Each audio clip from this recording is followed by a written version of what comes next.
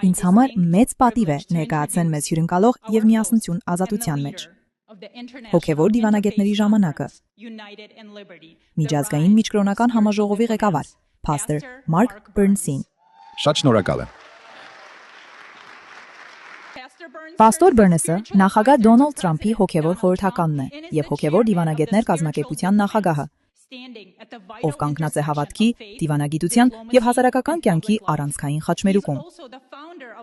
Նա նաեւ Harvest Praise and Worship կենտրոնի հիմնադիրն է եւ Now հեռուստացանցի համահիմնադիրը։ Ունենալով ազդեցություն կրոնի, լրատվամիջոցների եւ գլոբալ փոխգործակցության ասպարեզներում, Պաստոր Բերնսը համարձակորեն առաջ է մղում միասնության եւ արդարության գաղափարները։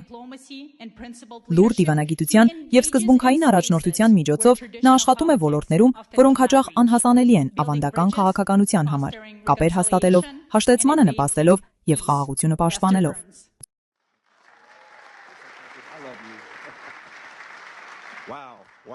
Հիանալի ուղեց է, ես սիրում եմ ձեզ։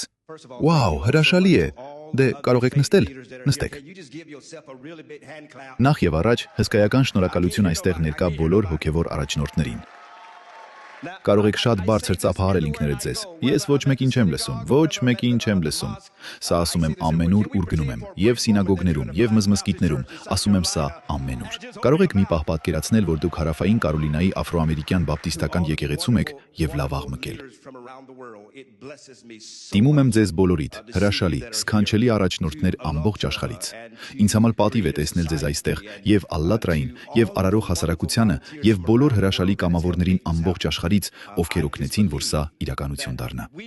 Ես անկեղծորեն հավատում եմ, որ մենք իրական պատասխանն ենք այս աշխարհում պատերազմները դադարեցնելու եւ ողջ մոլորակի վրա խաղաղություն հաստատելու համար։ Դուք, ովքեր այս պահին այս դահլիճում եք, ձեր ձայնը շատ կարեւոր է։ Ես կարծում եմ, որ մենք քանդում ենք հասարակության արգելքները։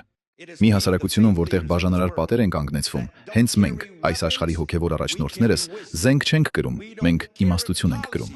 Մենք քաղաքականություն չենք կրում, մենք հոգ ենք տանում մարդկանց մասին։ Ահա թե ինչու ենք մենք այսօր այստեղ։ Ինձ համար շատ կարևոր է, որ դուք սա ընդունեք ձեր սրտում, ձեր հոգում։ Ինձ չի հետաքրքրում, թե ինչ կրոն ունեք։ Ես գիտեմ, որ անկախ ձեր դավանանքներից մենք միավորված ենք խաղաղության եւ սիրո մեր ձգտման մեջ։